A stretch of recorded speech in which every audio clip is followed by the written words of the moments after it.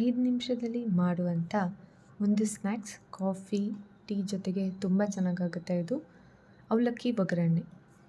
2 cup ಆಗೋಷ್ಟು ಅವಲಕ್ಕಿ ಒಂದು ಬಾಣಲೆಗೆ ಹಾಕ್ಕೊಂಡು 2ರಿಂದ 3 ನಿಮಿಷದ ಕಾಲ ಹುರ್ಕೋಬೇಕು ಚೆನ್ನಾಗಿ.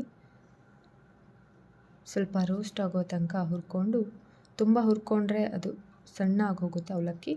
ಸೊ ಒಂದು 2ರಿಂದ 3 ನಿಮಿಷ ಹುರ್ಕೊಳ್ಳಿ. ನಂತರ ಒಂದು ಬಾಣಲೆಗೆ ಎಣ್ಣೆ 2 ಸ್ಪೂನ್ ಆಗೋಷ್ಟು, 2 ಸ್ಪೂನ್ ಶೇಂಗಾ, ಒಂದು 5-6 ಪೀಸ್ ಒಣ ಕೊಬ್ಬರಿ,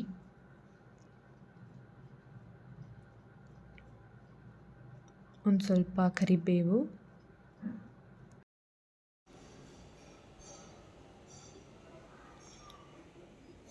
ಒಂದು ಸ್ವಲ್ಪ ಬೆಳ್ಳುಳ್ಳಿ ಜಾಸ್ತಿ ಹಾಕ್ಕೊಬೋದು ಇಷ್ಟ ಇದ್ದರೆ, ತುಂಬ ಚೆನ್ನಾಗಾಗುತ್ತೆ ಜಾಸ್ತಿ ಹಾಕ್ಕೊಳೋದ್ರಿಂದ.